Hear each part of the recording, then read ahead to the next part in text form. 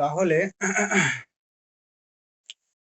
আগে বলছিলাম শঙ্করাচার্যের দর্শনের মূল কথা এবং সেই প্রসঙ্গে তার তত্ত্বগুলো এবং অন্যান্য যে দর্শন, সেই দর্শনগুলোর সঙ্গে তার শঙ্করাচার্যের মতের পার্থক্য, অর্থাৎ সকল দর্শন সম্প্রদায়ের মতগুলো। আর শঙ্করাচার্যের মতে ব্রহ্ম একমাত্র সত্তা, ব্রহ্ম ভিন্ন অপর কোনো সত্তা নেই। এবং এই ব্রহ্ম, সেই একমাত্র সত্তারূপী ব্রহ্ম কি নির্গুণ ব্রহ্ম, সগুণ ব্রহ্ম কিন্তু নয়। সত্যম জ্ঞানম অনন্তম স্বরূপ ব্রহ্ম। এই সত্যম জ্ঞানম এবং অনন্ততা, এক্সিস্টেন্স কনসাসনেস ব্লিস, এটা হচ্ছে ব্রহ্মের স্বরূপ লক্ষণ। তটস্থ লক্ষণ তাহলে কি? তটস্থ লক্ষণ হচ্ছে জন্মাদর্শ যত, জন্ম আদি যশ, জন্ম ইত্যাদির কারণ হচ্ছে ব্রহ্ম, তাই তো? অর্থাৎ সৃষ্টি স্থিতি এবং লয়ের কর্তা স্বরূপ ব্রহ্ম। তো এটা হচ্ছে যে এই জগতের সৃষ্টি স্থিতি এবং লয় বা বিনাশের কর্তৃত্ব, এটা হচ্ছে কি? যে এটা হচ্ছে ব্রহ্মের তটস্থ লক্ষণ। স্বরূপ লক্ষণ, তটস্থ লক্ষণ বুঝতে গেলে আরেকটা হবে বুঝতে পারো যে স্বরূপ লক্ষণ হচ্ছে প্রকৃত লক্ষণ, আর তটস্থ লক্ষণ হচ্ছে আপাত লক্ষণ। কি বললাম? যে আরেকটা পার্থক্য করে দিই।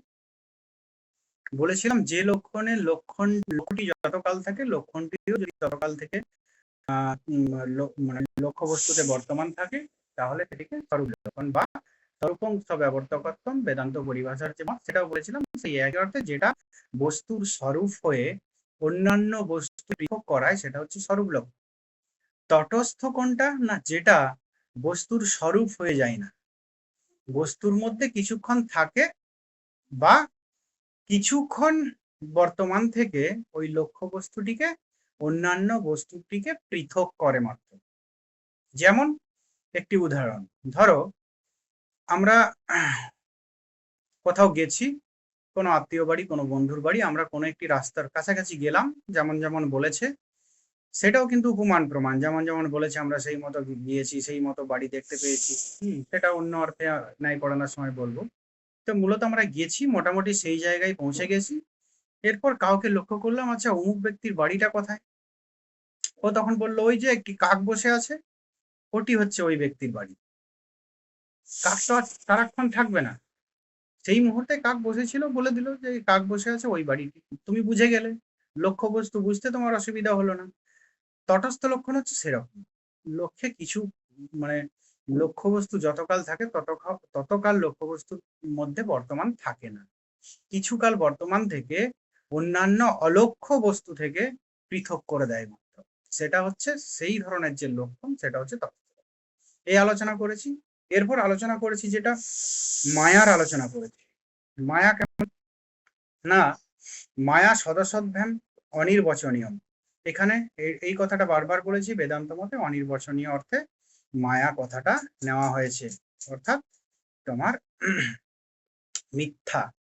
মিথ্যা অর্থে যে আমাদের লৌকিক অর্থে যে অসৎ কথা ইউজ করা হয়, অসৎ মানে আকাশ কুসুম বন্ধাপুত্রের মতো যে অসৎ, সেই অর্থে কিন্তু মিথ্যা নয়। এখানে এখানে মিথ্যা মানে সদসদ্ভ্যাম অনির্বচনীয় অর্থে মিথ্যা। এবং তাহলে সদসদ্ভ্যাম অনির্বচনীয় ত্রিগুণাত্মকম, মায়া ত্রিগুণাত্মক, এবং মায়ার জন্য যেহেতু এই জগৎ সংসার, সেই জন্য এই জগৎ সংসারের প্রতিটি বস্তুই কিন্তু ত্রিগুণাত্মক এবং সত্য রজ তম ভেদে বস্তু ভেদ। এরপর কি? যে জ্ঞান বিরোধী আর ভাবরূপম। জ্ঞান বিরোধী কি? যে কোনো প্রকার জ্ঞানের প্রকাশ যদি হয়, তাহলে মায়া বা অজ্ঞান থাকে না। তো আমি বলেছিলাম যে রজ্জুতে সর্পভৌমের ক্ষেত্রে যদি আমি টর্চ মেরে দেখি, টর্চ মানে প্রকৃত আলোর প্রকাশ, মানে জ্ঞানের প্রকাশ আমার, তখন কি? তখন কিন্তু আর সর্প নেই, রজ্জু। ঠিক একইভাবে ব্রহ্মজ্ঞান হলে পরে অদ্বৈত বেদান্তে বলা হয়েছে যে এই জগৎটাও কিন্তু ওরকমই হবে। তো এই হলো তোমার কি বলবো, জ্ঞান বিরোধী। এরপর কি? ভাবরূপম। যে অভাবরূপ তো বোধ হয় না আমাদের, রজ্জুতে সর্বভৌম বলি আর জগৎ ক্ষেত্রে তো নয়। আমার তো সবসময় এই জগতেই আমাদের বাস, কথাবার্তা, আচরণ সব এখানেই। তাহলে এই আহ অভাবরূপ, এই মানে মায়া অভাবরূপ এটা বলা যায় না, ভাবরূপ ভাবরূপ বলা যায়। এরপর কি যৎকিঞ্চিত ইতি, মানে কিছু একটা নয় বলেও বোধ হয় না। আমরা যাই বলি না, হুট করে কিছু একটা পাশে দিয়ে পেরিয়ে গেল, সেটাও আমরা বলি কিছু একটা। আমরা রজ্জুতে সর্পভ্রম হয়ে কিছু একটা হয়েছিল এরকম। হ্যাঁ মনীষ বলো।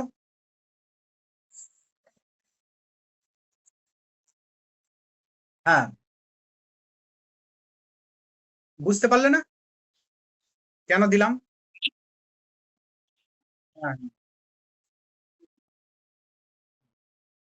হ্যাঁ, তো কি বলছিলাম যে যৎকিঞ্চিৎ, যে কিছু একটা বলেই বোধ হয়। আমি বুঝতে পারি, অনেক সময় বুঝতে পারি না যে কি, কিন্তু এরকমও হয়, কিন্তু কিছু একটা বলেই বোধ হয়, কিছু একটা মানে নয় এরকম বলে বোধ হয় না। এই হচ্ছে মায়ার বৈশিষ্ট্য, অঘটন ঘটন পটিয়সী, যেটা যা নয় তাকে সেই বলে দেখা, যে যেটা সত্য সেটাকে মিথ্যা বলে, যেটা মিথ্যা সেটাকে সত্য বলে দেখানোই হচ্ছে মায়ার কাজ। অধ্যাস ভাষ্যে আছে আরো অনেক তোমার অনেক কথা আছে এই বিষয়ে। আমরা আগের দিন একটা জিনিস বলতে ভুলে গিয়েছিলাম, এখানে এটা রেক্টিফাই, মানে এটা বলে দিই, অ্যাড করে দিই। দাঁড়াও, একটু শব্দ হচ্ছে। হ্যাঁ, তো আগের দিন আমি অজ্ঞান এবং মায়ার কথার অর্থ বলেছিলাম, যে পার্থক্যটা কি। অজ্ঞান অর্থে একটি অজ্ঞান, আর মায়া কথা অর্থে ব্যষ্টি অজ্ঞান বা সমষ্টি, সমষ্টি অজ্ঞান বা সকল অজ্ঞান। আর অজ্ঞান কথার অর্থ ব্যষ্টি অজ্ঞান বা একটি অজ্ঞান। আরেকটা কথা আমাদের চলে আসে দেখবে, অবিদ্যা, তাই তো? তো আমাদের তো প্রশ্ন হতে পারে, তাহলে অবিদ্যা কি? অবিদ্যা মানে কি? প্রকৃত জ্ঞানের অভাব, তাই তো? প্রকৃত জ্ঞানের অভাব যেখানে, সেটা কি বলা হচ্ছে? অবিদ্যা। প্রকৃত জ্ঞানের অভাব কখন হবে? না, যখন আমরা সত্যকে মিথ্যা বলে জানবো, মিথ্যাকে সত্য বলে জানবো, তখন সেটা বিদ্যা হবে না, সেটা হচ্ছে অবিদ্যা। এইটুকুই মাত্র পার্থক্য। তো আরো অনেক কথা আছে এই নিয়ে। অধ্যাস ভাষ্যে আছে সত্যানৃতে মিথুনিক কৃত, যে এই অবিদ্যা এটা কি, বা মায়া এটা কি, যে সত্যকে অসত্য আর মিথ্যাকে সত্য হিসাবে প্রকাশ করে। অঘটন ঘটন পটিয়সী সেই একই কথা। তো যাই হোক না কেন, এই হচ্ছে মায়ার রূপ। এরপর জগৎ, জগৎ বলেছিলাম যে এই যে আমাদের জাগ্রত অবস্থায় যে জগৎ আমরা দেখছি, এই জগৎ এটা কি? এটা, এর অস্তিত্ব শুধু কোথায়? জাগ্রত অবস্থায় এর অস্তিত্ব, তাই তো? জাগ্রত অবস্থায় এটা সত্য। স্বপ্ন সত্য কখন? স্বপ্নিক অবস্থাতে স্বপ্ন সত্য, সেই অবস্থায় স্বপ্ন মিথ্যা নয়। আমার কথাটা বুঝতে পেরেছো? যখন আমরা স্বপ্ন দেখি, তখন কি আমরা মনে করি স্বপ্ন দেখছি? তখন কিন্তু আমরা মনে করি ওটাই বাস্তব, ওটাই জীবন, ওটাই সবকিছু। ওখানেও আমরা হাঁটি, ওখানেও চলি, ওখানেও খেলি, ওখানেও কথা বলি, সবকিছু, ওখানেও ঘুরতে যাই। তাহলে সেই স্বাপ্নিক অবস্থার যে জগৎ, সেটা স্বপ্নেতে সত্য, কিন্তু এই ব্যবহারিক জগতে অসত্য, তাই তো? ঠিক একইভাবে এই যে ব্যবহারিক জগৎ, এটা এই আমাদের জাগ্রত অবস্থায় সত্য, তাই তো? আমাদের ব্যবহারিক দশায় এই জাগ্রত অবস্থা, এই মানে এই জগৎ সত্য, কিন্তু আমাদের পারমার্থিক দশায় কিন্তু এই জগৎ সত্য নয়, এই জগৎ কিন্তু মিথ্যা। এবং মিথ্যা কোন অর্থে? ওই অর্থে। লিঙ্ক করতে পারছো নিশ্চয় একটা অপরটার সঙ্গে। এরপর যেটা আমার বক্তব্য, যে এই জগৎটা তাহলে কি রূপ? জগৎটা তো সদসদ্ভাব অনির্বচনীয় জগৎ, এবং অন্যান্য যে মায়ার বৈশিষ্ট্যগুলো সবগুলোই জগতের মধ্যে পাবে। তো প্রত্যেকটারই কিন্তু বৈশিষ্ট্য এই জগতের মধ্যে। তাহলে জগৎ এই মায়ার যে বৈশিষ্ট্য, কেননা মায়া সৃষ্ট জগৎ, কি মায়া সৃষ্ট। তো এই যে অজ্ঞান বা মায়া সৃষ্ট জগৎ, আমরা আগের দিন দেখলাম সৃষ্টি প্রক্রিয়াটা, যে মনে আছে, যে একেবারে ব্রহ্ম থেকে একবারে সর্বপ্রথমে উৎপন্ন হচ্ছে পঞ্চ সূক্ষ্মভূত অপ্তেজমরূপম। একটা দিকে ওই পঞ্চ সূক্ষ্মভূত থেকে উৎপন্ন হচ্ছে 17টি অবয়ব বিশিষ্ট সূক্ষ্ম শরীর, আমাদের যে সূক্ষ্ম শরীর, এই যেটা দেখতে পাচ্ছি হাত পা কান নখ এগুলো নয়, এটা হচ্ছে আমাদের জাগ্রত অবস্থার শরীর। এটা হচ্ছে স্থূল শরীর, যেটা আমরা দেখতে পাচ্ছি, যেটাকে বলা হয় অন্নময় কোষ, আমাদের খাবার থেকে যেটা গঠিত হয়, অন্ন থেকে। তো এটা স্থূল, কিন্তু এর ভেতরে আরেকটা শরীর আছে, সেটা সূক্ষ্ম শরীর, 17টা অবয়ব নিয়ে গঠিত। আগের দিন বলছিলাম কি কি, পঞ্চ জ্ঞানেন্দ্রিয়, পঞ্চ কর্মেন্দ্রিয়, তাই তো, আর কি পঞ্চ বায়ু, আর কি, তাহলে 15টা হলো। আর কি, মন আর বুদ্ধি। তো এই 17টা অবয়ব নিয়ে সূক্ষ্ম শরীর উৎপন্ন হলো। আর স্থূল শরীর তাহলে কি করে উৎপন্ন হবে? না, সূক্ষ্ম শরীর থেকে স্থূল শরীর এরকম নয়। ওই যে আমার প্রথমে যে সূক্ষ্ম ভূত, মানে সূক্ষ্ম ভূত বা তন্মাত্র, সেই তন্মাত্র থেকে স্থূল ভূতের সৃষ্টি হবে। কি করে? না, পঞ্চীকরণ প্রক্রিয়ার মাধ্যমে। পঞ্চীকরণ মানে কি? ধরো ক্ষিতি, অব, তেজ, মরুত আর বোম, এই পঞ্চ সূক্ষ্মভূত থেকে প্রথমে ক্ষিতি সূক্ষ্ম থেকে স্থূল উৎপন্ন হবে।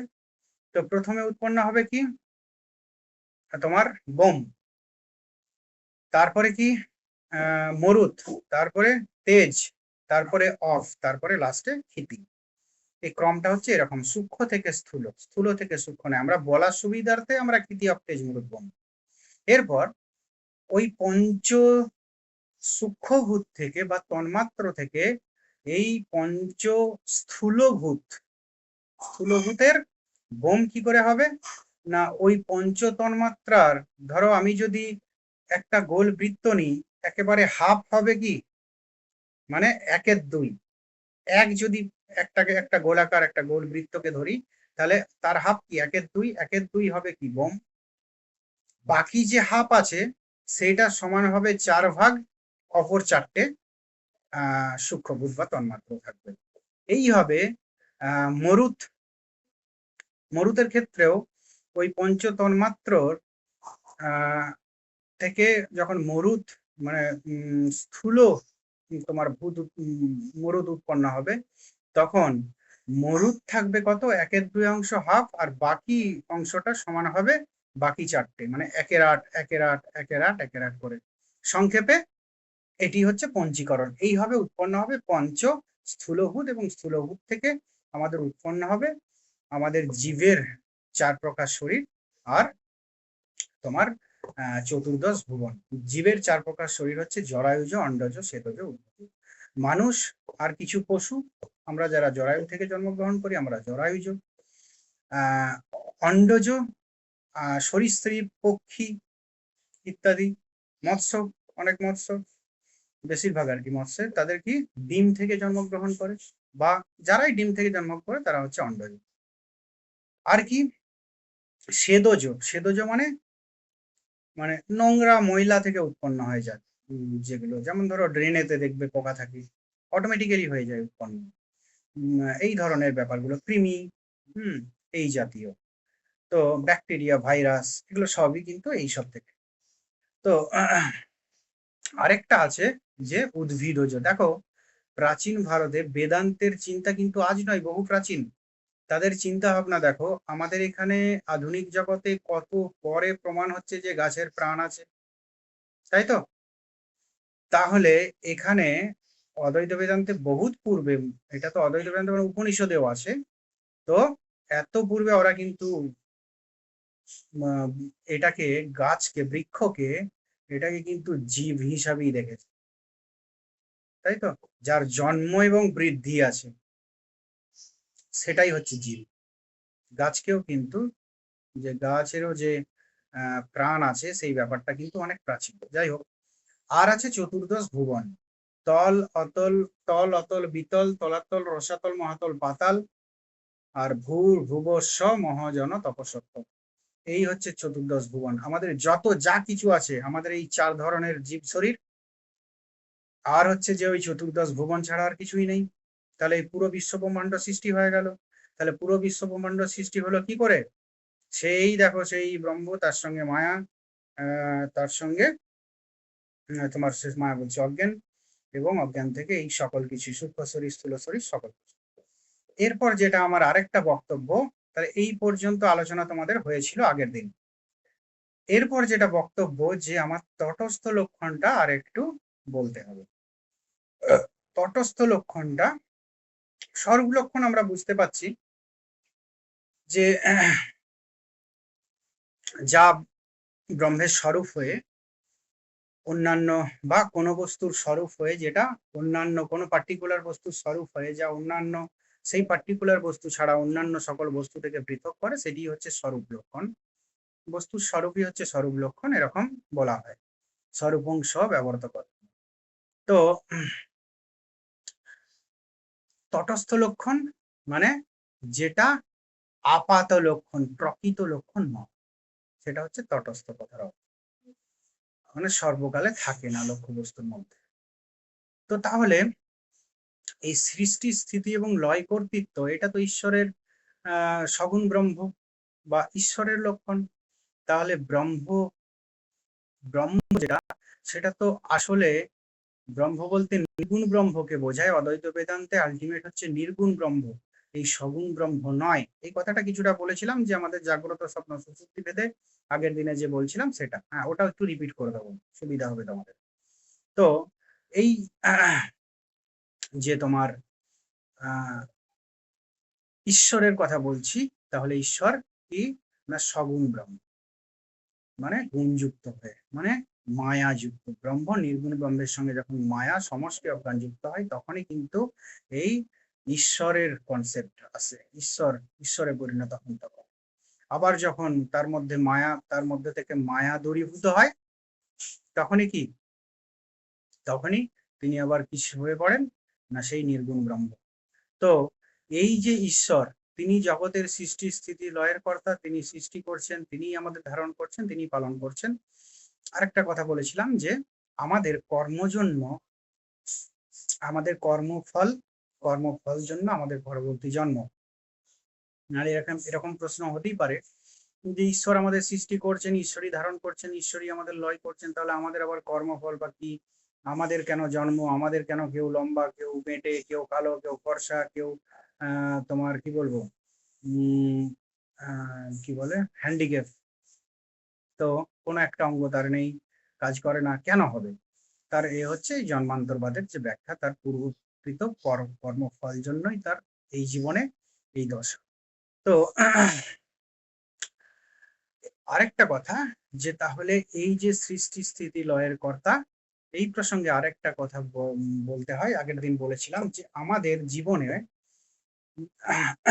আমাদের সর্বিকার বিশিষ্ট আমাদের যে জীবনটা, সেটাও কিন্তু তাহলে কি আমাদের এই দেহ ধারণ কি জন্য? কর্মফল জন্য দেহ ধারণ, তাই তো?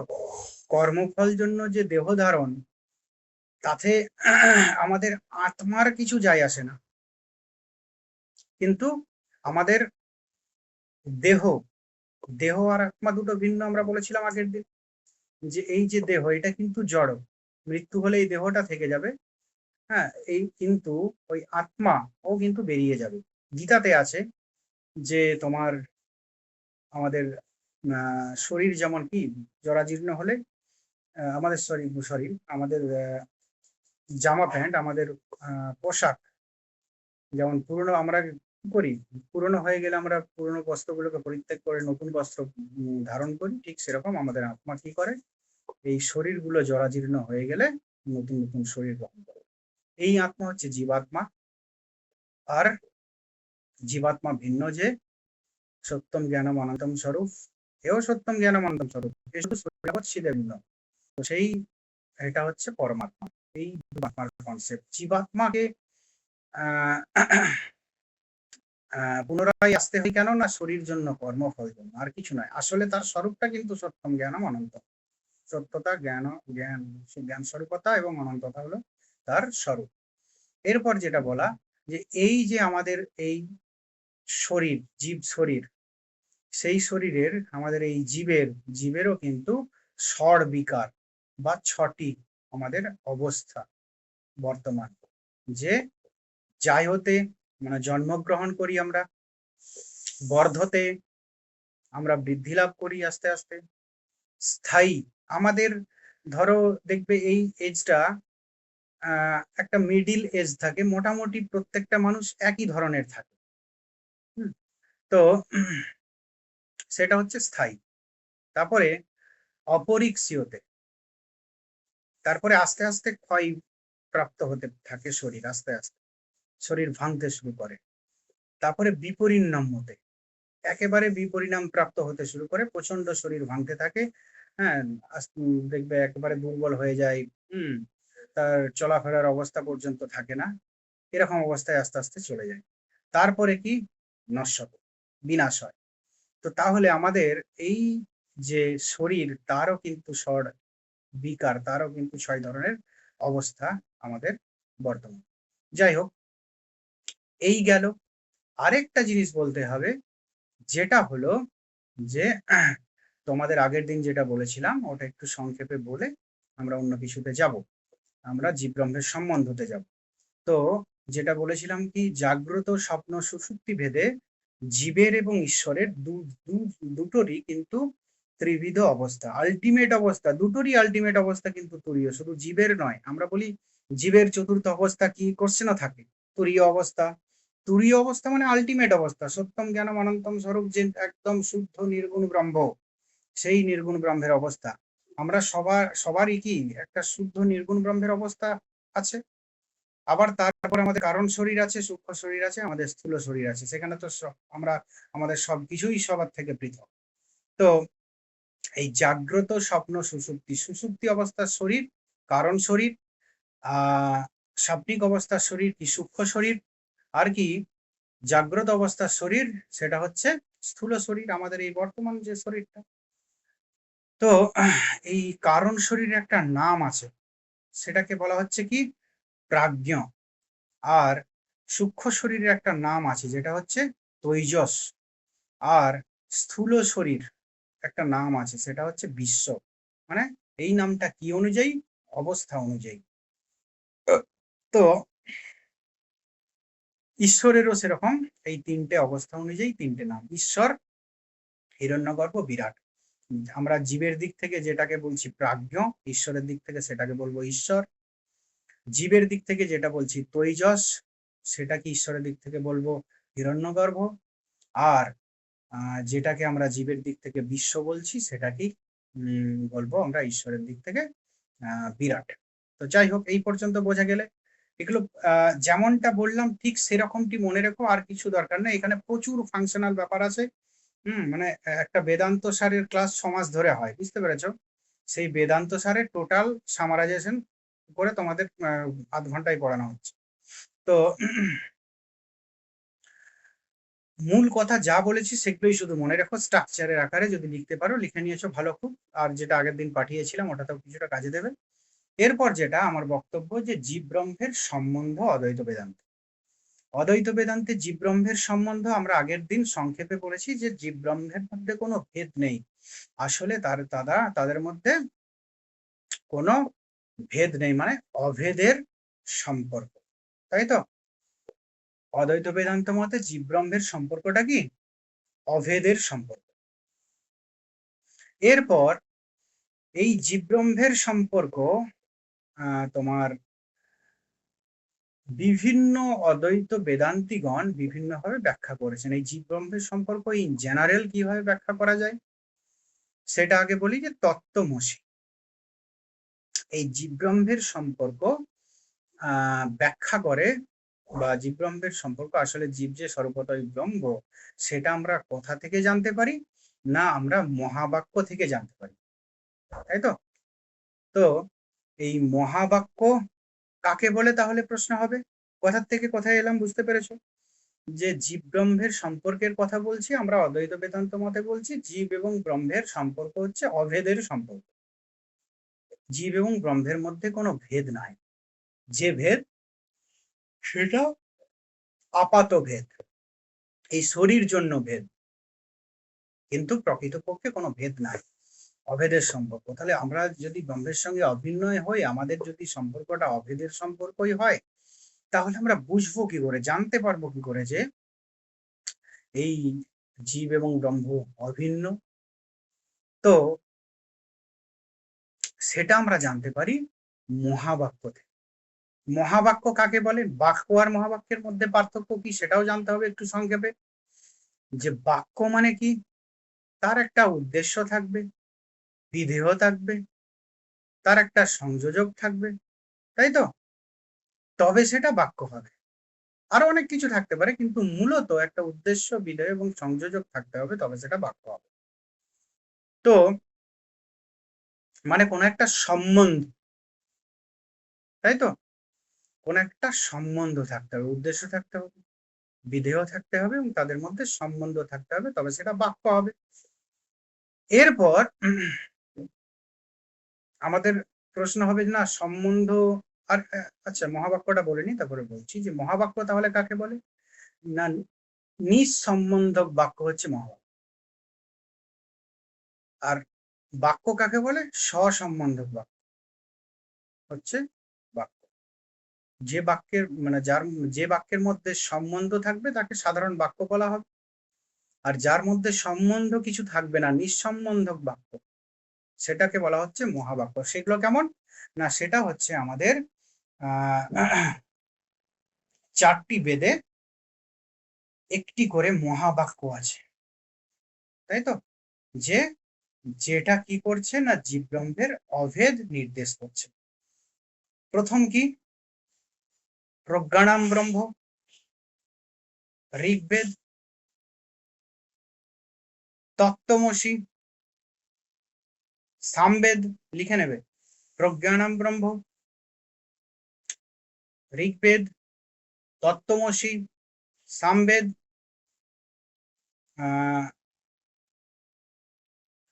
অয়মাত্মা ব্রহ্ম,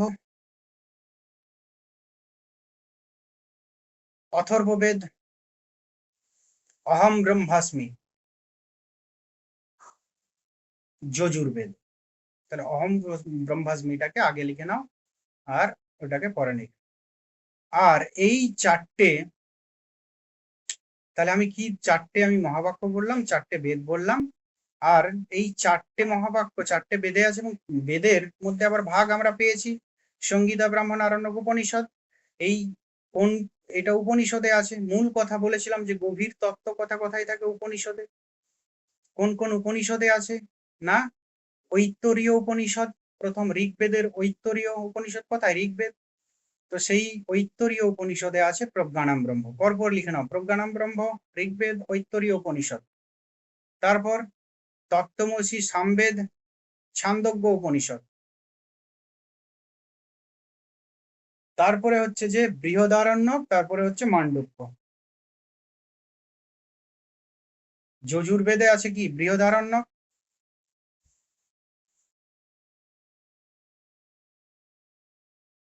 অথর্ববেদে মান্ডুক্য। হয়ে গেল। এরপর আমার প্রশ্ন হলো, তাহলে বাক্য আর মহাবাক্যের মধ্যে পার্থক্যটা আমাদের কিন্তু এখনো হলো না। আমরা কিন্তু মহাবাক্য কাকে বলে বললাম এবং উদাহরণ দিলাম। দেখো, তত্ত্বম অসি এর মধ্যে কোনো সম্বন্ধ আছে? অহম ব্রহ্মাস্মি এর মধ্যে কোনো সম্বন্ধ আছে? প্রজ্ঞানাম ব্রহ্ম এর মধ্যে কোনো সম্বন্ধ আছে? নেই। অয়মাত্মা ব্রহ্ম সম্বন্ধ আছে? নেই।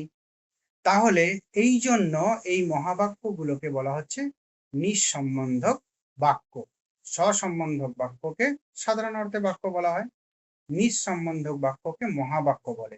এই সাধারণ বাক্যের দ্বারা কি হয়, দৈনন্দিন আমাদের এই জাগতিক জীবনের বিষয় সকল আমাদের কাছে উদ্ভাসিত হয়, ধরা দেয়, বা ওই বাক্যের সাহায্যে জাগতিক সকল কিছুর বর্ণনা, ব্যাখ্যা ইত্যাদি দেওয়া হয়। কিন্তু এই মহাবাক্য, এর দ্বারা জীব ব্রহ্মের ঐক্যত্ব, আমাদের আলটিমেট যে রিয়েলিটি, যে একমাত্র ব্রহ্মই সত্য, অপর কিছুর ব্রহ্ম ব্যতিরিক্ত অপর কিছুর সত্যতা নেই, এই যে আলটিমেট জ্ঞান প্রকাশ করে কিসের দ্বারা, মহাবাক্যের দ্বারা। এই অর্থেও কিন্তু একটা পার্থক্য আছে, যে মহাবাক্য তাদেরই বলবো যাদের দ্বারা বা যে বাক্যগুলির দ্বারা জীব ব্রহ্মের ঐক্য প্রকাশিত, সেটাকে বলা হচ্ছে কি, মহাবাক্য। বোঝা গেল? তো তাহলে আমরা বাক্য মহাবাক্যের ভেদ বুঝলাম এবং মহাবাক্য কত প্রকার সেটাও বুঝলাম। আমরা এরপর তত্ত্বমসি দিয়ে আমরা বিষয়টি ব্যাখ্যা করব যে আসলে জীব এবং ব্রহ্ম অভিন্ন। তৎ, তম আর অসি, তুমি সেই ব্রহ্ম, তাই তো? সেই তুমি ব্রহ্ম।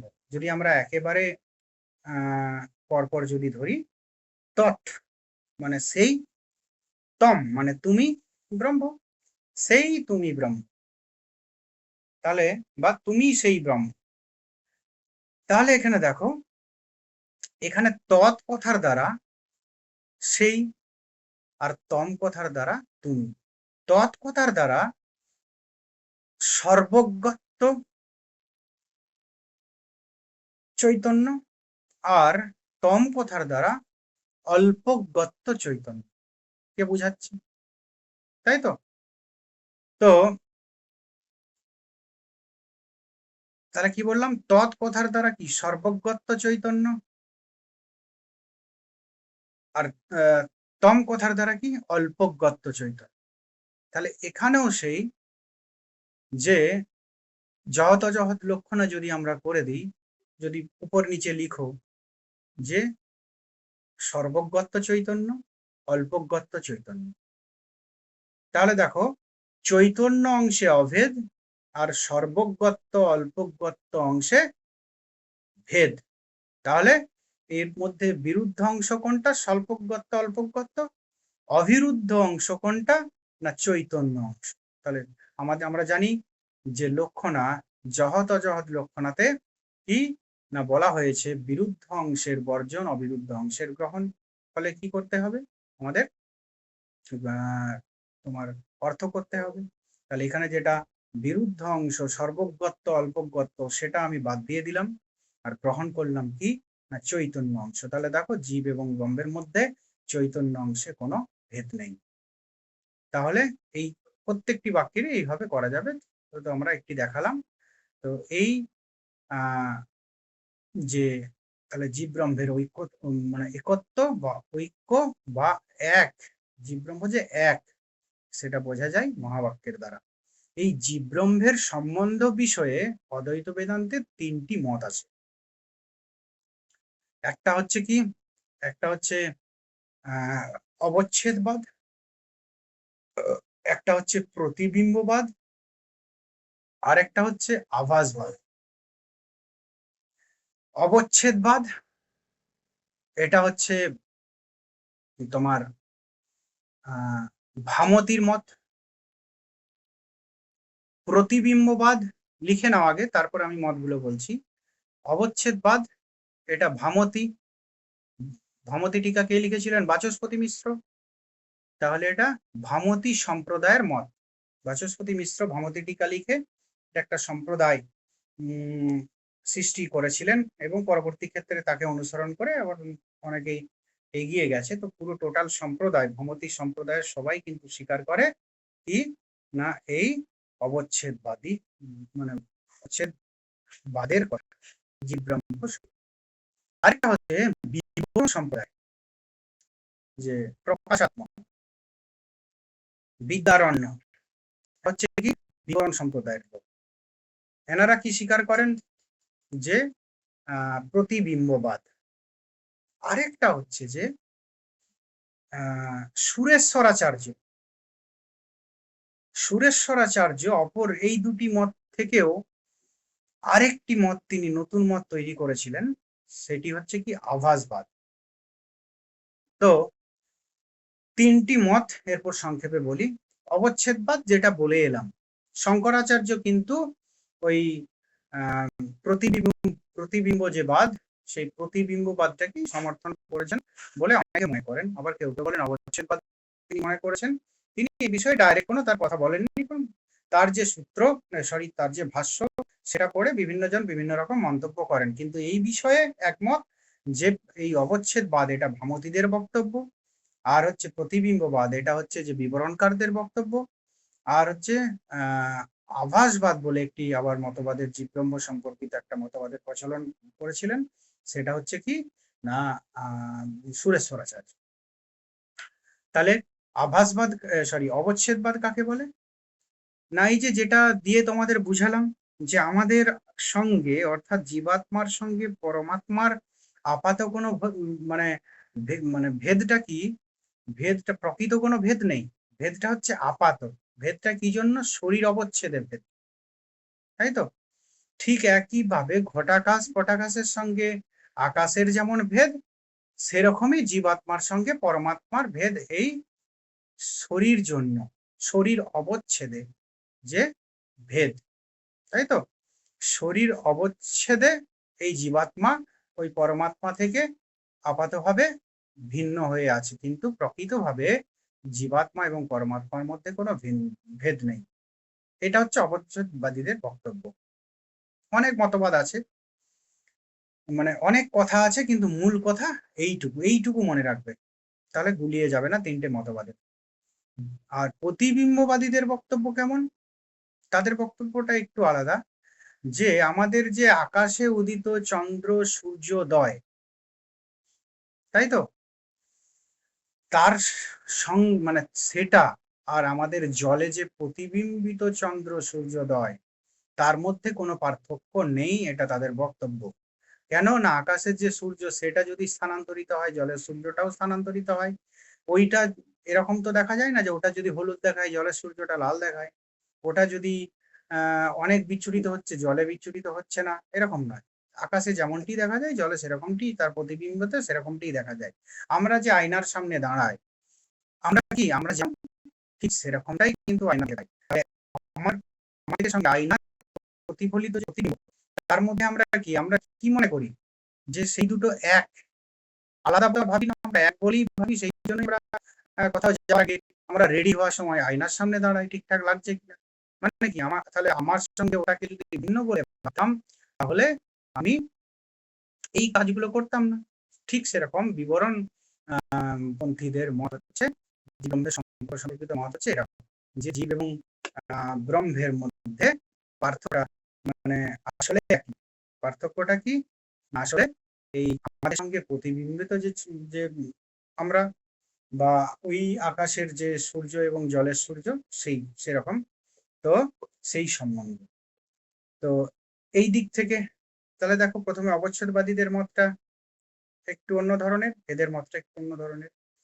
এরপর আভাসবাদী তারা বলছেন না, এটাও তো হয় না। বলছে কেমন না, আমরা যখন আয়নার সামনে দাঁড়াই তখন তো আমরা পুরোপুরি এক দেখি না। তাহলে কি দেখি না, আমরা ডান হাতটা বাম হাত বলে দেখি, বাম হাতটা ডান হাত বলে দেখি, তাই তো? আমার ডান চক্ষু বাম চক্ষু হিসেবে দেখি, বাম চক্ষু ডান চক্ষু হিসেবে দেখি।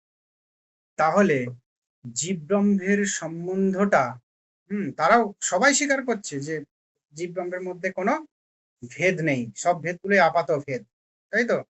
মনে হচ্ছে ভেদ, মনে হচ্ছে এটা টেবিল, কিন্তু টেবিল নয়। তো যাই হোক, এটা হচ্ছে যে আপাত প্রত্যেকটাই, কিন্তু কিভাবে আপাত, কি জন্য ভেদ, আপাত ভেদ, সেই বিষয়ে নানা পার্থক্য, সেই জন্য দলের মত মানে মতবিরোধ এবং তিনটে মত। তো এই যে আভাসবাদীদের বক্তব্যটা কি বলছে না, আমরা এই জীবেরা জীবেরা ব্রহ্মের থেকে ভিন্ন নয়, একই, কিন্তু আমরা সেই পরমাত্মার আভাস, তাই তো?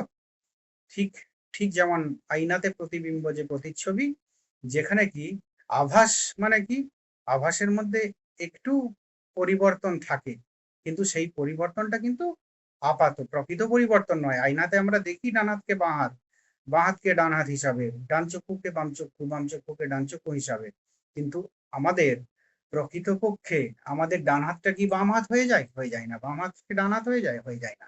তাহলে তিনটে মতবাদের মতেই কিন্তু কি না, মূলত জীবব্রহ্ম অভেদ, এটাই প্রতিপাদিত হচ্ছে। এরপর তোমাদের অদ্বৈত বেদান্তে আরেকটা বিষয় আছে, সেটা হচ্ছে যে যে তোমার মোক্ষ বা মুক্তি, মোক্ষ বা মুক্তি। তো অদ্বৈত বেদান্তীদের মতে মোক্ষ বা মুক্তি সেটা কি? অদ্বৈত বেদান্তীদের মোক্ষ বা মুক্তি, এটা অনেক কিছু বিষয় এসে পড়ে, অতি সংক্ষেপে তোমাদের বলবো। এখানে তোমার অদ্বৈত বেদান্তে প্রথম কথা, অন্যান্য শাস্ত্রে কি তুমি শাস্ত্র পড়ার ইচ্ছা হলো পড়ে নিতে পারো, আমার শাস্ত্র পড়ার ইচ্ছা হয়েছে আমি এটা পড়বো, কিন্তু অদ্বৈত বেদান্তের প্রথমেই অধিকারীর কথা বলা হয়েছে, তাই তো? অধিকারী কি? যে সৌমেন অধিকারীর অধিকারী নয়। অধিকারী মানে কি, কিসের অধিকারী? না তুমি বেদ পাঠের মানে ব্রহ্মজ্ঞানের অধিকারী কিনা তোমাকে আগে নির্বাচন করতে হবে, মানে তোমাকে সেই যোগ্যতা অর্জন করতে হবে, তারপর তুমি বেদান্ত পাঠ করবে এবং মোক্ষ লাভ করবে। সেই অধিকারী যে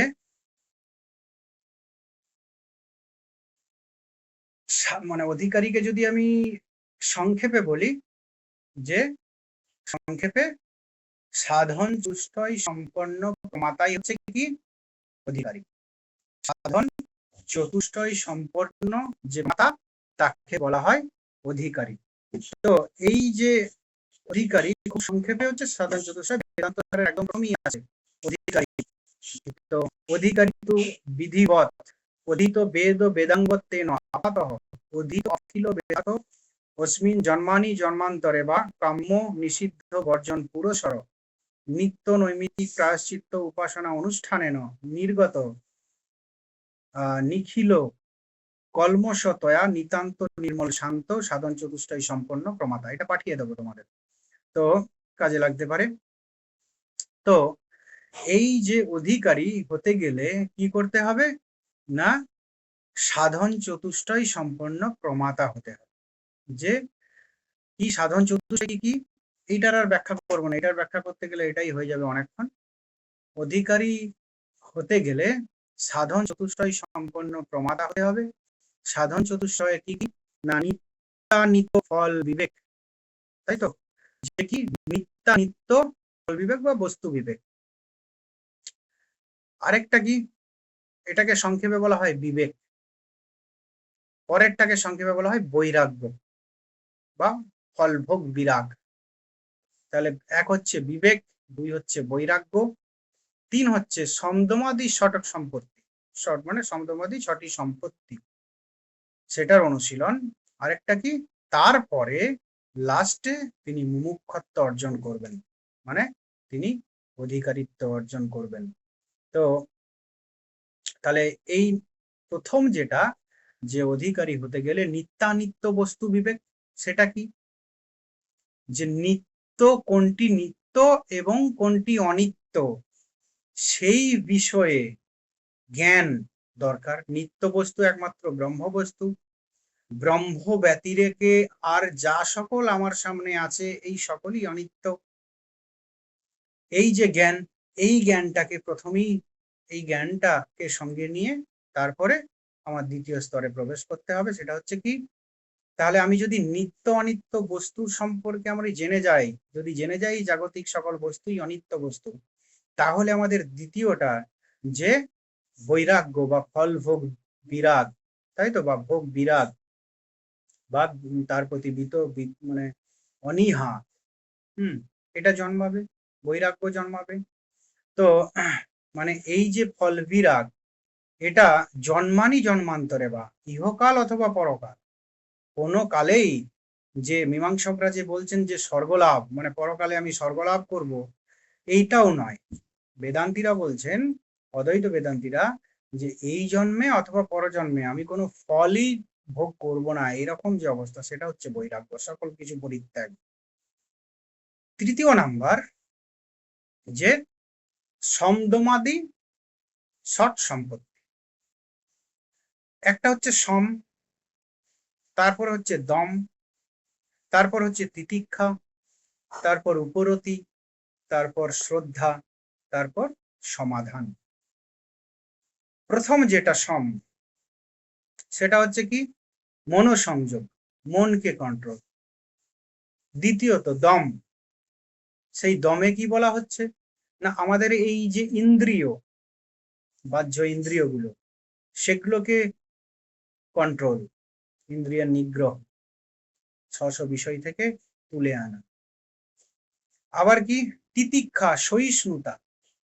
দেখবে শীতের দেশে ঘুরতে গেলে কখনো কখনো দেখতে পাবে সাধু সন্ন্যাসীদের, যে আমরা সব জ্যাকেট ট্যাকেট পরে আছি, ওরা কিন্তু সেই খালি গা আর কৌপিন বা ওই ধরনের গামছা বা ধুতি ওই পরেই আছে। তো তাহলে এটা কিসের ফসল, কিসের ফল?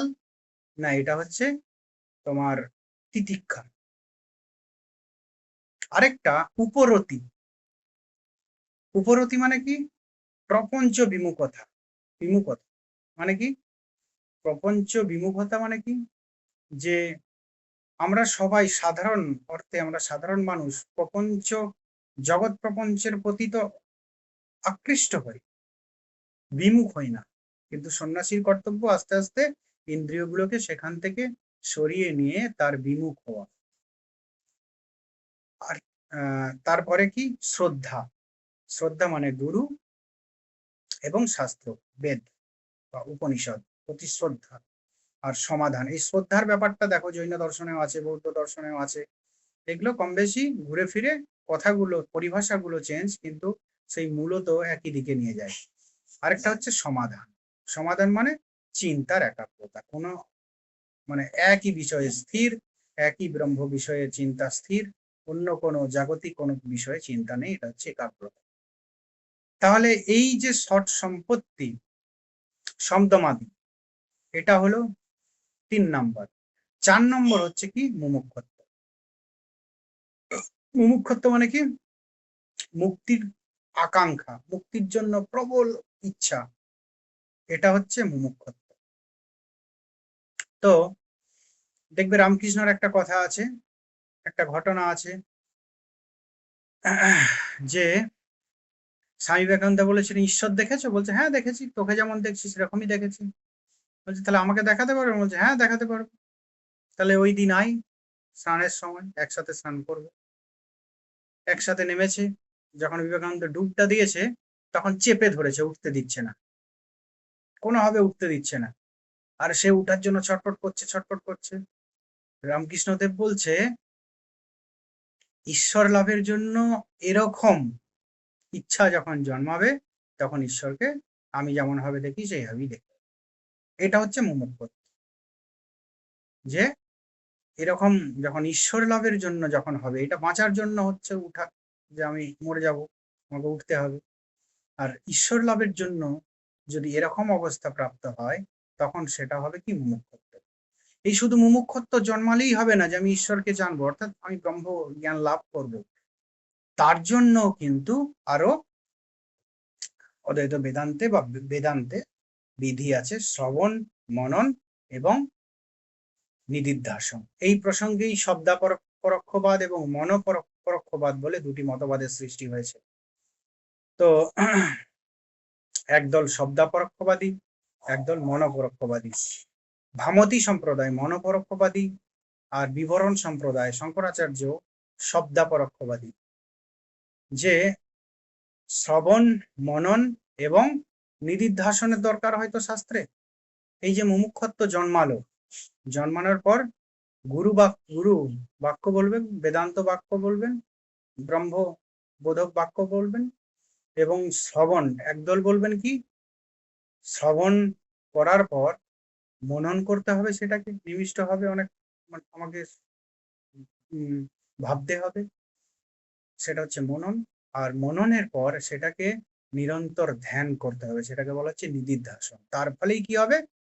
মুক্তি হবে। এটা হচ্ছে শব্দাপরোক্ষবাদীদের মত, এটা শঙ্করাচার্য স্বীকার করেছেন। আরেক দল বলবেন না, আমি মুমুক্ষুত্ব জন্মালে গুরু বাক্য শ্রবণ পূর্বক আমার কি হয়ে যাবে? আমার ব্রহ্মজ্ঞান হয়ে যাবে, আমার তার জন্য আর মনন বা নিদিধ্যাসনের প্রয়োজন নেই। তো যাই হোক, মূলত আমাদের মতটা কি? যে সাধন চতুষ্টয় সম্পন্ন প্রমাতা হতে হবে, অধিকারী তো লাভ করার জন্য, অর্থাৎ মুমুক্ষুত্ব জন্মানোর জন্য। এবং মুমুক্ষুত্ব জন্মানোর পর গুরুর নিকট বসে কি করতে হবে? না, গুরুর কাছ থেকে বেদান্ত বাক্য শ্রবণ করতে হবে। তার ফলে কি হবে? না, আমার শ্রবণ করার পর সেটা শ্রবণ, মনন এবং নিদিধ্যাসন পূর্বক কি হবে? না আমার মোক্ষ বা মুক্তি জন্মাবে, যে সর্বং খলিদম ব্রহ্ম, যে সবই এই জগৎ পুরোটাই ব্রহ্ম, তাই তো? আমিও ব্রহ্ম, এই জগৎও ব্রহ্ম, অয়মাত্মা ব্রহ্ম, আমার আত্মাও ব্রহ্ম, আর অহম ব্রহ্মাস্মি, আমি ব্রহ্ম, এই যে জ্ঞান জন্মাবে সেটাই হচ্ছে অদ্বৈত বেদান্তের মোক্ষ বা মুক্তি। এই অদ্বৈত বেদান্তীরা এরা মোক্ষ বা মুক্তি বিষয়ে দুটো বিষয় তারা স্বীকার করেন, একটা হচ্ছে জীব মুক্তি আর একটা বিধেয় মুক্তি। এই হলো। এরপর যেটা, এই পর্যন্ত শঙ্করাচার্যের দর্শন তোমাদের এসএসসিতে যতটুকু আছে ততটুকু পড়ানো হলো অদ্বৈত বেদান্ত। তো এখান থেকে কারো কিছু প্রশ্ন থাকলে বলো, এরপর রামানুজের বেদান্ত পড়াবো, ওটা বেশি টাইম লাগবে না। মূলত মায়াবাদ খণ্ডনের জায়গাটা আছে, ঈশ্বরের একটু আলাদা বক্তব্য আছে, আর জীবব্রহ্মের সম্বন্ধটা একটু আলাদা আছে। তো এই পর্যন্ত যদি প্রশ্ন থাকে বলো, নাহলে আমি রামানুজের চার্ট শুরু করবো।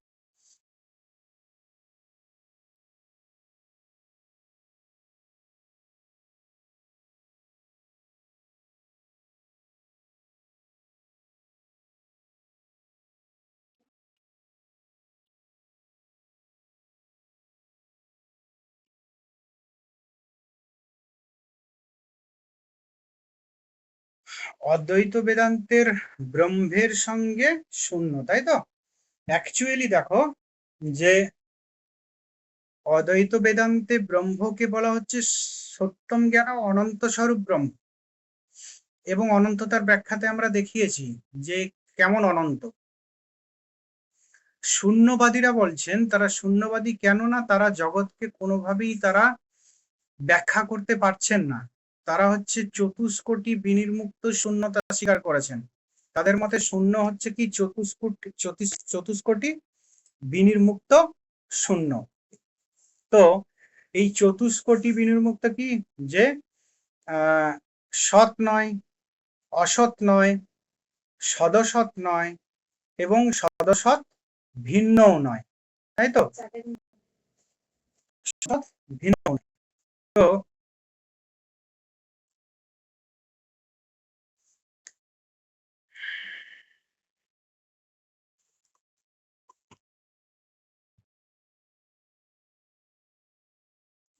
এই জন্য তারা এই জগৎকে কি বলেছিলেন, শূন্য বলেছিলেন, এই জগৎ সংসার। তারা তো ঈশ্বর স্বীকার করেন না। তো এটা তাদের শূন্যবাদীদের বক্তব্য চতুষ্কোটি বিনির্মুক্ততা কেন না, কেননা কোনোভাবেই জগৎকে ব্যাখ্যা করতে তারা পারছেন না। যদি আমি সৎ বলি সেটাও হচ্ছে না, অসৎ বলি সেটাও হচ্ছে না, সদসৎ বলা যায় না, আবার সদসৎ ভিন্ন কোনো কিছু যে সত্তা সেটাও তো বলতে পারছি না। তো সেই জন্য তাকে শূন্য বলেছেন। এবারে অদ্বৈত বেদান্তীরা কিন্তু এদের কনসেপ্টটা একটু ভিন্ন।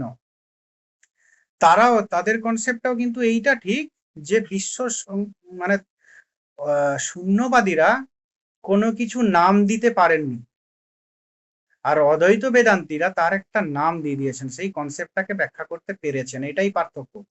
অ্যাকচুয়ালি অদ্বৈত বেদান্তীরা সত্যম জ্ঞানম অনন্তম ব্রহ্ম মানে এই টোটাল বিশ্ব ব্রহ্মাণ্ড, তাই তো? সে পুরোটাই ব্রহ্ম, ব্রহ্মের কনসেপ্ট হচ্ছে এরকম। তো এই সৎ স্বরূপতা, জ্ঞান স্বরূপতা, অনন্ত স্বরূপতা ব্যাখ্যাতে দেখেছো, যা কিছু সৎ তাই ব্রহ্ম, যা কিছু জ্ঞান তাই ব্রহ্ম, যা অনন্ত, অনন্তর আবার বিভিন্ন বিভাগ। এই জাগতিক সকল কিছু বস্তুই কি পরিচ্ছেদ যুক্ত, ব্রহ্ম কোনো পরিচ্ছেদ যুক্ত নয়। তাহলে তার বিস্তার মানে বুঝতে পেরেছো, তার আদি নেই, অন্ত নেই। তো এই শূন্যবাদটা হচ্ছে কি, শূন্যবাদ এবং অদ্বৈত বেদান্তকে যে একটা মানে তত্ত্বেরই নেগেটিভ আর পজিটিভ দিক বলেন অনেকে, ওই জন্য যে ওরাও কিন্তু এই জগতের যে সত্তা সেটাকে ব্যাখ্যা করতে পারেননি বলে এই শূন্য বলেছেন। এই বিনির্মুক্ততার যে শূন্য, এই শূন্যরও কিন্তু তারা বলেছেন যে এর কিন্তু এর কোনো আদি নেই, এর অন্ত নেই। এর কোনো লিমিট কিন্তু তারা স্বীকার করেননি। অদ্বৈত বেদান্তে ব্রহ্মরও কিন্তু সেই সেম। তো এই জন্য অদ্বৈত বেদান্তের যে কনসেপ্ট সেটাকে এটা পজিটিভ দিক, আর জৈনদের ওটা নেগেটিভ দিক, এটা এইভাবে অনেকে তুলনা করে। আর অদ্বৈত বেদান্তের যে জগতের কনসেপ্ট সেটা এই জগতের কনসেপ্ট কি সদসৎ ভ্যাম অনির্বচনীয়, সদসৎ এবং সদসৎ ভ্যাম অনির্বচনীয় অর্থে, অর্থাৎ অনির্বচনীয় অর্থে মিথ্যা কথাটা স্বীকার করেছেন। আর বৌদ্ধরা যদি ওই দিক থেকে শুধু দেখি, বৌদ্ধরা ওই মিথ্যা কথাটা ইউজ না করে শূন্য কথাটা ইউজ করেছে। কেননা এরা বলে দিয়েছেন যে কি এটা সৎ নয়, অসৎ নয়, সদসৎ নয়, যে কোনো বস্তুকে তিনভাবে ব্যাখ্যা করা যেতে পারে, যে কোনো কিছুকে কোনোভাবেই যাচ্ছে না, অতএব এটা মিথ্যা, সত্য নয়। আর ব্রহ্মকে ব্যাখ্যা করা যাচ্ছে, অতএব এটা সত্য, ব্যাখ্যা করা যাচ্ছে মানে তিনি সৎ একমাত্র। আর বৌদ্ধরা ব্যাখ্যা করতে পারছেন না, তাই সেটা শূন্য। শূন্য মানে কিন্তু ভয়েড বা ফাঁকা, কিছুই নেই এই অর্থে নয়। এইটার একটু আলোচনা আছে হচ্ছে তোমার ওই এর বইটাতে, ওই বইটা আমার কাছে ছিল, ওই বিদ্যাসাগর ইউনিভার্সিটির অবসরপ্রাপ্ত উনি, শঙ্করের দর্শন,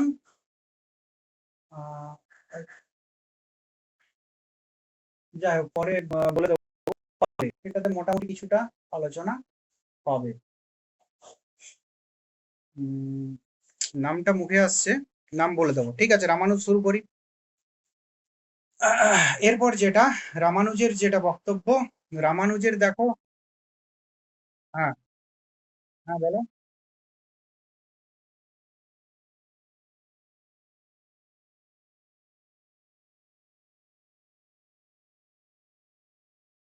5টা জিনিস আছে: সালোক্য, সারূপ্য, সাযুজ্য, আর হচ্ছে সালোক্য, আর আরেকটা হচ্ছে যে ষষ্ঠী, তাই তো? তো এর মধ্যে দাঁড়াও, এটা আমি একটু কনফার্ম হয়ে নি, যে শঙ্করেরটা হচ্ছে তোমার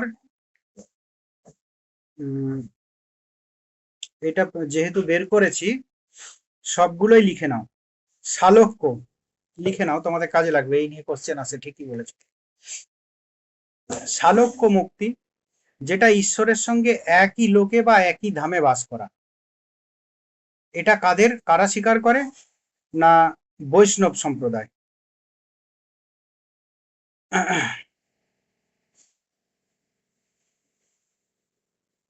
বা শৈব সম্প্রদায়। বৈষ্ণব সম্প্রদায় এবং শৈব সম্প্রদায়রা সালোক্য মুক্তি স্বীকার করেন। বৈষ্ণব সম্প্রদায়রা স্বীকার করেন কি, যে মৃত্যুর পর মুক্তি যে হবে, মুক্তিতে কি হবে না বৃন্দাবনে আর কি বলে তাদের মতে কি, তাদের মতে একই শিবলোকে, নিত্যধাম শিবলোকে বাস করা। আর কি সামীপ্য, সামীপ্য মানে কি না ঈশ্বরের সমীপে, অর্থাৎ কাছে থাকা, ঈশ্বরের সেবার দ্বারা তুষ্ট করে তার কাছে, তার মানে সান্নিধ্য লাভ করা, সেটা হচ্ছে সামীপ্য।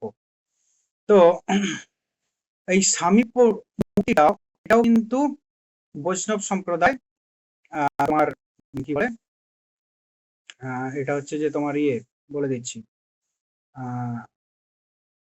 মধ্য, আচ্ছা এটা কে সেটা পরে বলছি।